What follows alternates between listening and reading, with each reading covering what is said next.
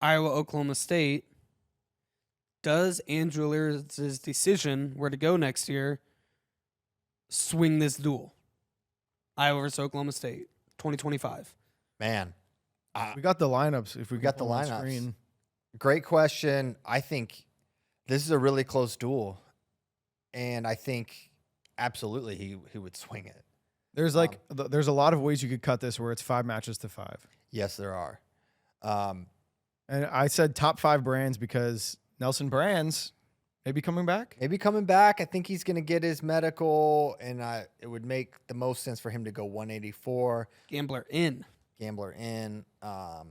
Top 5 brands. I thought Tyler was going to rank his favorite like skate shoes or something, but apparently Top 5 skate brands. that's just like the ranking for Nelson. If He's not in the rankings yet. No, I think they're kind of waiting for the announcement there, but I believe he's going to get his medical, and I believe he's going to wrestle 84, which makes sense and interesting because you think Plot Brands, based on Dustin Plott's last year, you're like, oh, Dustin Plott, but Nelson is 2-0 against this man in their last 2 meetings in 2023. So something to be said for that. Dustin jumped levels last year, but Nelson Brands at the end of last year was really good. Dustin Plott. Yeah, what did I say? Nelson Brands. Nelson Brands was really good at the end of his last year. Oh, of his last year. Yeah. So that's an interesting matchup. But yeah, let's look at it real quick. Starting at 125, you got Spratley versus Ayala. This has been a nip and tuck match both times. Insanely close. I mean, the margins are crazy, but it feels like Ayala gives himself a couple more opportunities to score.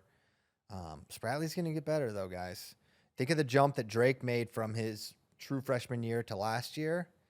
And, it feels like Spratley can make a jump. So that's a toss-up there, but you lean Drake.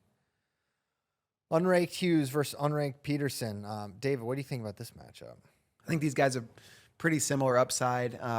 Cale Hughes, we just saw win the U20 U.S. Open, so that guy's really, really good. Cale Peterson was second at the U.S. Open last year, U20, so both guys, a lot of success in high school, and then in their redshirt years, they've been solid. So I think these are the type of guys that both Iowa and Oklahoma State recruited to come in and make a difference right away, and I think they can do just that. You imagine right now, these are both NCAA qualifiers, and how far up the podium can they get, or how far into the bracket can they get? I don't know that you're necessarily calling these guys All-American contenders right away, but I think if they're meeting in the round of 16 or something like that at NCAAs, I wouldn't be surprised. Mm-hmm. Who'd you give the edge to?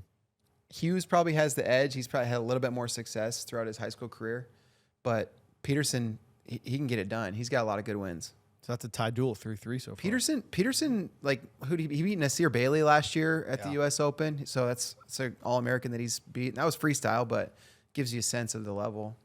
Nasir's good at freestyle too. He's not just a folk style guy. So yeah, very notable. 41, you give the edge to Oklahoma State here. You kind of either way, right? Because Cullen Shriver at 141, I don't know what to expect there, but tagging Jameson, really, really strong freshman year. Now, the question with Alira is not just where does he go, but what weight class does he want to wrestle at? Does he go up to 149? Is he a 141? For Iowa at 141, that would be extremely helpful to add a national champion over unranked Cullen Shriver. That'd be a huge addition there. But he's going to help either team wherever he goes. But you favor tagging here. Rachi versus Williams, man, that was one of the best matches of NCAAs last year. It looked like Rachi had it, and then Iceman did what we've seen him do to many wrestlers, including Caleb Rachi in the past. Hit that cradle at the end of the match and beat him. But that's going to be a fun one.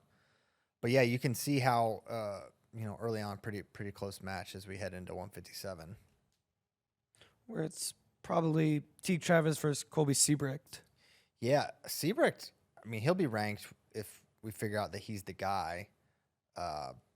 He was ranked pretty much his entire freshman or sophomore year, I guess it was, and he was out last year with the gambling stuff, and they had Jared Franek as well. So he's been killing it in the room. I've been hearing great things about Kobe. But it's for Iowa, how did they figure out, because there's a name not on there and it's Patrick Kennedy. So how do they how do they navigate this? Now we told you last year, Caliendo and Kennedy both certified at 157. Now, certification is not, oh, this guy can definitely make that weight and wrestle at it well. They certify, I mean, I think all these programs can certify their guys so low. Yeah, Tyler certified at 125 his senior year, that's true. and he didn't want to You wrestle. want to know how Jack you Medley. the secret to certifying lower than you should? Just lying, probably. No, well, because the way they certify you is they pinch your fat and everything, Yeah. but they also make you take a hydration test. Yeah. So what you, I don't know if I'm allowed to. Maybe I shouldn't say this stuff. Nah, too late now. Like No what you takebacks. can do to make sure that you are your pee is hydrated is you like drink a bunch of water, you drink a coffee, and then you go work out and you like hold your pee all day, so that the pee that you hold in is hydrated, but you can get dehydrated by like sweating it out, and then so you might be dehydrated, but your pee is hydrated because You're holding your it's last. the hydrated pee that you held in. Okay. So Got a bladder full of hydrated pee. yeah, Okay. So Smart. that's the opposite of push and pee.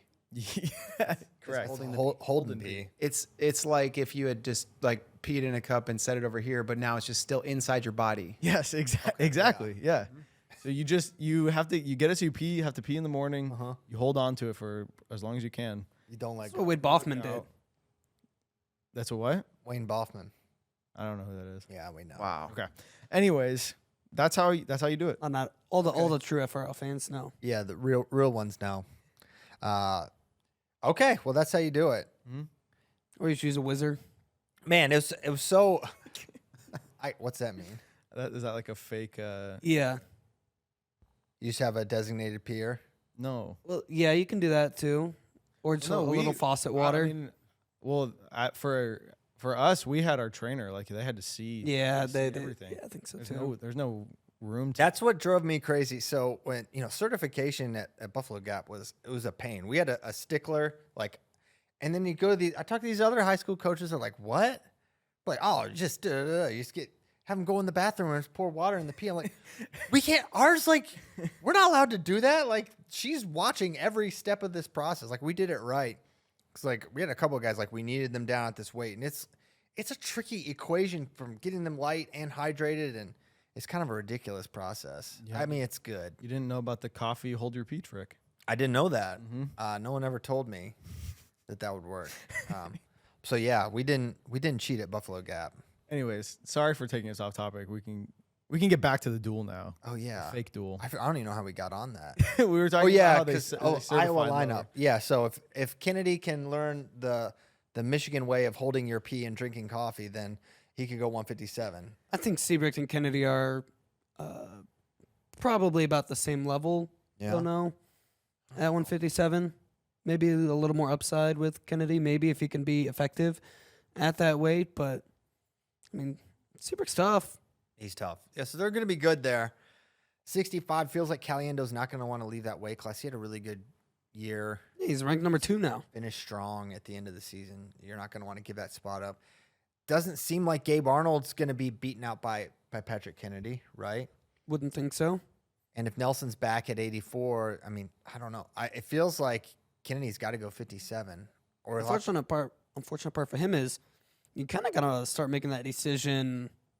yeah, Off season. It's not like with such a range of weight change there.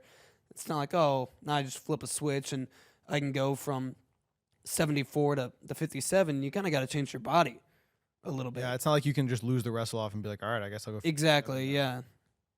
Yeah, that's when you see that sometimes these guys compete for a weight class the whole year, and then you got to work your way down, and then you screw yourself because you try to make a certain lineup half the year, and then you don't get any matches at that weight class. It makes more sense to decide early on, but I don't know what they'll do. It's not easy. No. So I feel like it's tough to call. I can't call it. Fun match, Hamady Arnold. Who do you think wins that? Offense versus defense. I'll typically side on the side of offense, but Gabe Arnold can wait. You're forgetting defense wins championships. Crap. I don't know, but I watched. Old- I'm kind of bucking the trends of old guys, But Gotcha. I've been watching, I've been watching a lot of wrestling, and it feels like the guys that have a lot of like ability to score are winning them. So I don't know if it really wins championships because Dean Hamady has decent defense. It's not as good as Gabe's. I think Gabe will prove to be hard for him to get to, but I think ultimately Gabe is going to have to score, and so unless he's going to, Think? I've been watching this sport a long time, Tyler, and it's hard to win if you don't. I don't know. I've seen a lot of people win without scoring. Without scoring? Personally. Yeah, you never score. So crazy. Anyway, What? Okay. So we got a little, by the way, from the chat, little breaking news. 10 more bucks from fellers to make fun of Tyler. That would be great. No, but Chenzo, head coach at the RTC at North Carolina. oh, really? Okay. So that's a little. United with Cole, That's right. Oh, okay. Back I was to like, Cole. what is that? Oh, I Stanford. thought that was random, but all right, cool. There you go. Thank you, That's chat, great. for the breaking news. We broke that. Did you check Yeah, to the see if check. that's true? I did check. That's why I was waiting for it. I was like, wait, hold on, let me find this. Chat. Try to trick David into breaking a fake story. That would be funny. See if you can trick David.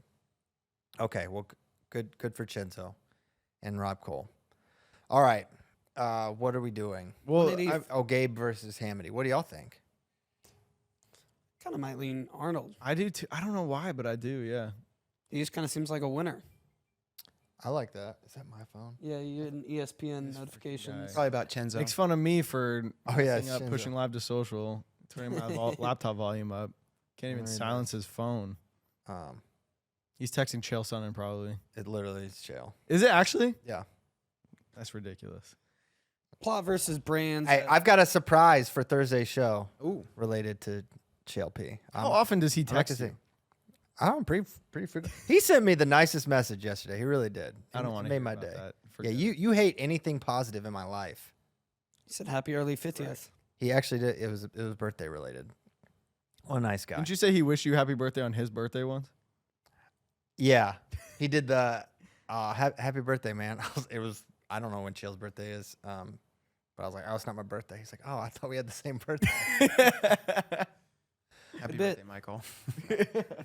So I wish him a happy birthday. Because you can just Google his birthday. Yeah. Look it up. Yeah. Famous people, you know. So I think the answer to the question, would Alira swing this duel, is yes. Yes. It's pretty even without him. Yes. Yes, it is. With the amount of this- toss-up matches. So whoever gets Alira's huge Well, advantage. and we're saying that like he's going to go to one of these schools for sure. We don't know. We that. don't know that. The back half of this duel is nuts. It's The crazy. final five are crazy. I mean, Hendrickson Keeter is not as nuts because Wyatt, but I think the other ones are really, really fun. I would be really excited to see Carol or Merrill wrestle at 197. But both of them, I think it's not a guarantee that either of them can make that They're weight. so big. Yeah. Well, Carroll, Merrill, or Serber are all kind of toss-up matches for Glazier. Now, what happens if AJ Ferrari enters the chat? Oh man, I wasn't ready for that. Did he enter our chat? No, but the chat is talking about AJ Ferrari, and they're also throwing out rumors about Gable Stevenson to Iowa. So you know, Okay. the chat they see a little more potential here. You know for what's fireworks. really funny? We were on the trip to Oklahoma State and we were watching FRL where Chael Sonnen goes, "Hey Siri, call AJ Ferrari," and Dave looks down at his phone and just starts calling AJ Ferrari because they heard Chael say that. Yeah, it was. Did wild. you and AJ catch up? We did. Yeah, we caught up. He said he. I mean, I'm not. I don't want to break. He didn't break anything. He said he's up in the air. He doesn't know what he's gonna do. Okay. So we'll see.